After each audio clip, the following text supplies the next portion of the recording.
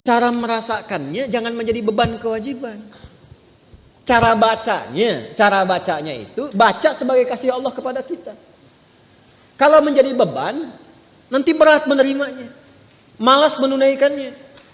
Contoh kalau kita sedikit ingin detilkan misalnya, ya, wa'budu rabbakum, ibadah kepada Rabbmu. Kita bertanya, ya Allah bagaimana caranya? Lalu dirinci dalam Al-Quran, ya, tentang kualifikasi orang takwa. Ibadah pertamanya dalam bentuk sholat. Alladzina yu'minuna bil ghaibi wa yuqimunas sholat. Sholat kan contohnya satu, kita turunkan sholat misalnya. Nah ketika dicontohkan detilnya satu, sholat, nah, maka cara membaca sholat ini ketika akan ditunaikan jangan dipahami sebagai perintah formal ibadah, walaupun memang itu perintah. Ya, sholat hukumnya apa? Wajib sifatnya apa? Kewajiban kan, yang harus kita tunaikan. Bentuknya perintah kan, wa aqimus shalah, tunaikan oleh kalian sholat. Perintah mengandung unsur wajib berarti harus dikerjakan kan.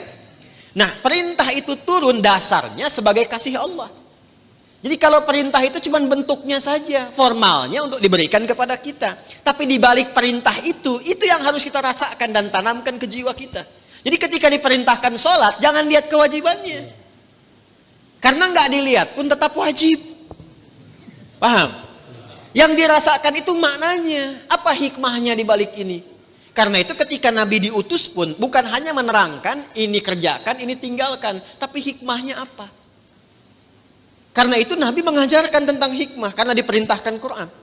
Ya. Quran surah kedua Al-Baqarah ayat 151. Gak apa-apa lompat sedikit, kita masih di ayat 21. Ya. Kama arsalna fikum rasulan minkum yatlu alaikum ayatina wa yuzakkikum wa yuallimukumul kitaba wal hikmah wa yuallimukum ma lam takunu ta'lamun. Jadi ketika diterangkan kepada kita ibadah, kata Al-Quran ada perintahnya dulu. Makanya ibadah yang ditanya perintahnya. Sebaliknya kalau urusan dunia, ya kan teman-teman sekalian, terkait dengan urusan dunia itu larangan yang dicarinya.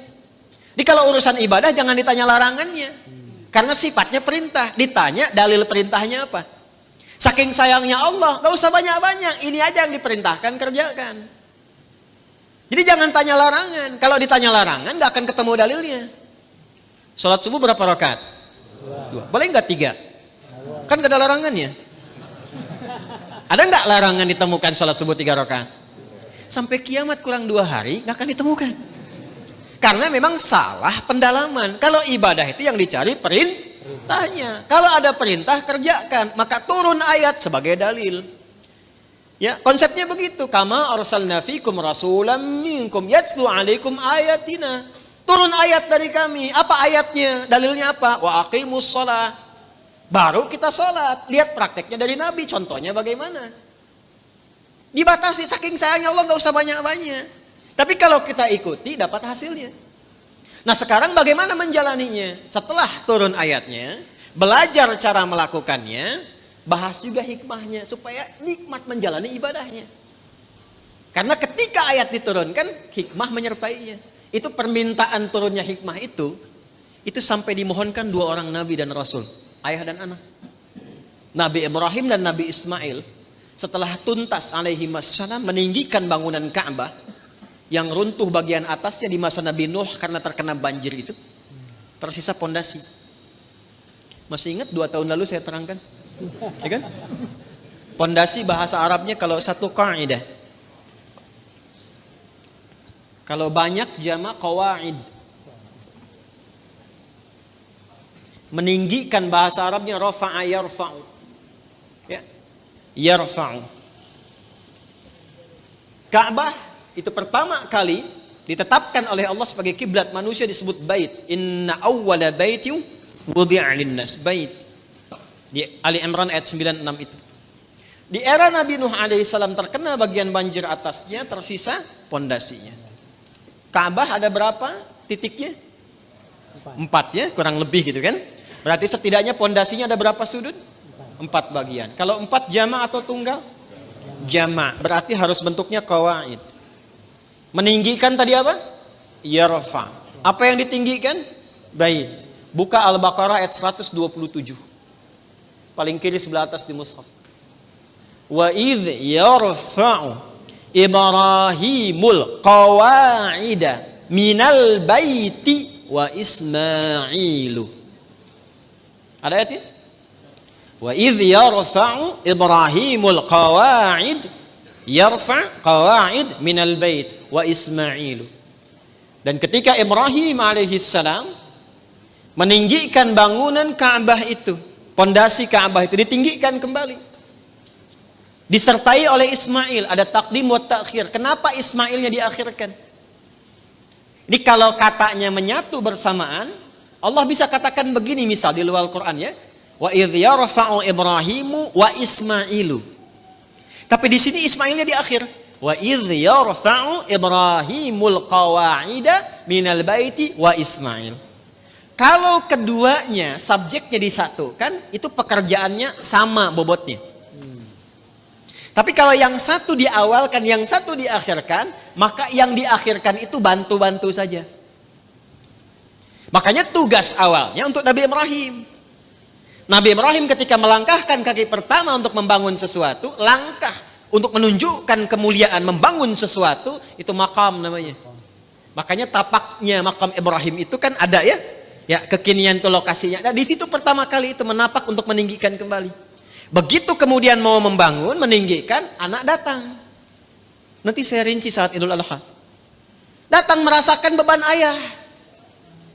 Itu tidak mudah menemukan anak yang ketika ayahnya kerja, merasakan itu ingin bantu. Itu nggak mudah. Bagaimana bisa begitu?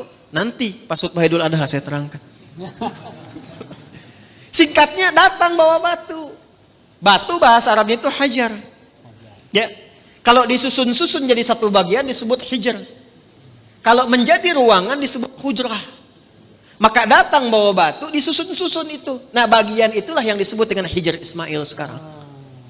Asalnya begitu.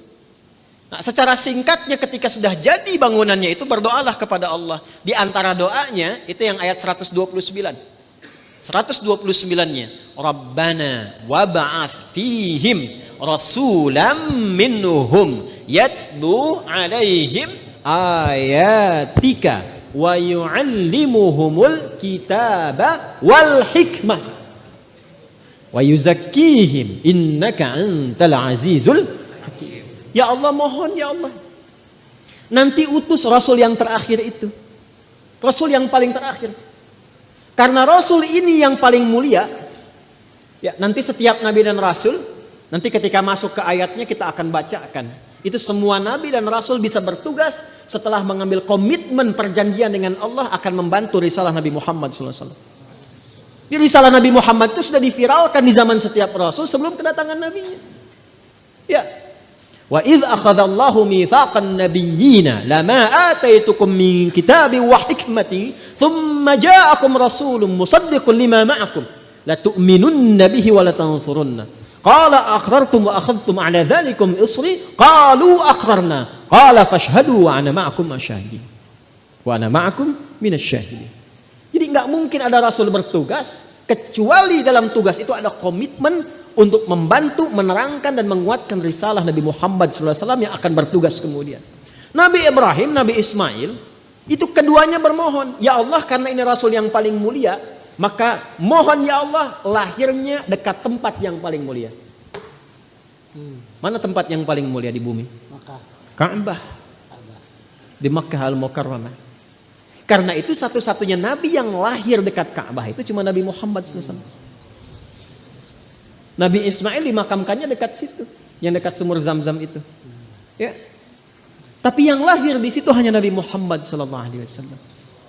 Yang sekarang jadi tempat maktabah qadimah itu. Ya, perpustakaan itu, ya.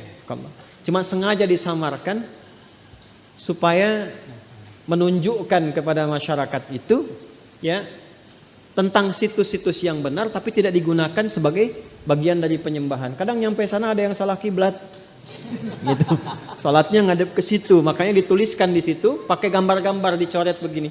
Nanti yang umrah saya terangkan beberapa bagiannya di mana lokasinya. Ya, nanti ada di situ dekat rumah Abu Jahal, ada di situ. Ya, rumah Sayyidah Khadijah. Nah, di tempat Nabi lahir itu ada keterangan di tembok sama gambar. Yang sujud dicoret, kan? Yang bawa macam-macam dicoret. Itu dituliskan pakai bahasa Arab, bahasa Inggris, bahasa Urdu, dan bahasa Indonesia. Artinya ada orang Indonesia yang ke situ juga salah kiblat. Dan jarak Nabi Muhammad SAW ke Nabi Ismail, Nabi Ibrahim itu bisa 29 sampai 30 generasi. Setiap generasinya bisa bertahun-tahun. Muhammad SAW bin Abdullah, bin Abdul Muttalib, bin Hashim, bin Abdul Manaf, bin Qusay, bin Murrah, bin Kilab, bin Ka'ab, bin Ghalib, bin Fihir, bin Malik, bin Nadar, bin Kinana, bin Khuzaimah, bin Mudrikah, bin Ilyas, bin Nizar, bin Mudar, bin Ma'ad, bin Adnan, bin Addi, bin Adri, bin Muqawwam, bin Nahur, bin Tarikh, bin Ya'rub, bin Yasjub, bin Nabit, bin Ismail alaihissalam, bin Ibrahim alaihissalam. 29 sampai 30 generasi. Coba ulangi. Itu sudah minta. Ya Allah, konstruksi risalah yang dibawa Nabi Muhammad itu kuatkan dengan ayat. Supaya jelas. Kita tidak bingung kalau mau ibadah. Makanya orang Islam itu ibadahnya jelas. Ini kalau ditanya sholatnya bagaimana? Ini perintah Allahnya. Ini contoh Nabi hadisnya. Terus itu bisa ditelusuri. Kebenarannya di Quran ada, di hadis tertuang. Bisa dilacak lagi kebenarannya. Setelah itu bukan hanya cara dan ayatnya, hikmahnya pun ada. Karena itu yang pertama, membaca perintah pun pakai hikmah. Jadi ketika ada kalimat misalnya, maaf, wa aqimus shalah, tunaikan salat, lalu datang perintah itu diisyaratkan lewat suara azan. Allahu akbar, Allahu akbar. Begitu tiba suara azan itu biasanya kalau iman sudah dikonfirmasi di hati, getaran muncul di jiwa. Iman itu kalau dari lisan turun ke hati, nanti kalimat azan itu dikonfirmasi oleh jiwa dengan getaran. Maka kalau Anda dengar azan, tiba-tiba ada getaran di jiwa untuk merespon itu tandanya keimanannya bagus. Itu ada di Quran surah ke-8 Al-Anfal ayat kedua. Kita masih di Al-Baqarah ayat 21. Innamal mu'minuna alladzina idza dzukirallahu wajilat. Jadi insan beriman yang sejati itu kalau imannya masuk ke dalam jiwanya, nanti ketika disebutkan nama Allah ada getaran dalam jiwanya. Merespon panggilan iman itu. Allahu akbar, Allahu akbar. Sudah azan. Diminta siap-siap. Diminta siap-siap. Lalu apa yang terjadi? Kalaupun dia bertanya, pikirannya bertanya, ya Allah, kenapa ya saya mesti sholat? Itu langsung dijawab. Hayya 'alas shalah. Kenapa ya Allah? Hayya 'alal falah. Supaya kamu dapat falah. Apa itu falah? Bahagia dan sukses. Tadi yang saya perangkan di awal. Jadi kalau kita membaca setiap ibadah itu sebagai bagian jalan kebahagiaan dan kesuksesan, semangat kita sholat. Semangat. Apalagi paham fikihnya. Apalagi mengerti hikmahnya. Apalagi kita ngerti Qur'annya. Ya Allah, nangis tuh kalau sholat itu. Allahu Akbar. Nangis. Ya ayyuhalladzina amanu ista'inu bisabri wassalah. Hei orang-orang beriman, kalau sedang ada kesalahan, sedang punya masalah, sabar, terima dulu. Jangan dikeluhkan. Karena masalah itu dihadirkan bukan untuk menjadikan dirimu bermasalah. Supaya engkau meningkat kualitas. Supaya kehidupanmu lebih baik lagi. Supaya engkau makin teruji, makin kuat. Dan tidak mungkin kata Allah, aku menguji kecuali engkau sanggup mengatasinya. La yukallifullahu nafsan illa usaha. Apakah berhenti sampai situ? Tidak. Datang kepada aku minta solusi lewat salat. Ya ayyuhalladzina amanu ista'inu bisabri wassalah. Kamu sabar, terima dulu. Saat sholat datang padaku minta solusi. Jadi begitu dipanggil lewat sholat itu, ditunggu kita mau minta apa. Baru kita berdiri baca Al-Fatihah. Baca iyyaka na'budu wa iyyaka nasta'in. Hadis kutsinya mengatakan hadza baini wa baina 'abdi wa li 'abdi ma sa'al. Ini perjanjian antara aku dengan hambaku. Kalau hambaku benar cara ibadahnya, apapun yang ia minta sekarang aku berikan sepanjang maslahat untuknya. Itu hadis qudsi. Ibadi khalaqtuka lil ibadati fala tal'ab wa qasamtu laka rizqaka fala tal'ab wa qasamtu laka rizqaka fala tat'ab. Hambaku, aku ciptakan kau itu untuk ibadah. Wa ma khalaqtul jinna wal insa illa. Aku ciptakan kau untuk ibadah. Artinya kita dicipta ini memang supaya bahagia. Karena ibadah itu pengantar kebahagiaan. Kita itu tercipta untuk senang. Saking sayangnya Allah kepada kita. Kehidupan rumah tangga itu menyenangkan. Kerja itu membahagiakan. Jadi kalau kita larut dalam kesedihan, berarti ada sesuatu yang tidak berjalan dalam kehidupan kita itu. Wa qasamtu laka rizqaka fala tat'am. Kamu aku ciptakan untuk ibadah, jangan banyak mainnya, kata Allah. Kalau kamu benar ibadahnya, jangan khawatir tentang rizki. Aku bagi dan aku percepat. Engkau gak usah lelah mendapatinya. Itulah ibadah. Kurang apa Allah di situ? Dan itu dibuka untuk semua hambanya gitu. Itu yang luar biasa. Dan itu berjalan di setiap kesempatan generasi. Dari generasi awal loh. Sampai ke kita, sampai kehidupan berakhir. Kurang sayang apa Allah kepada kita?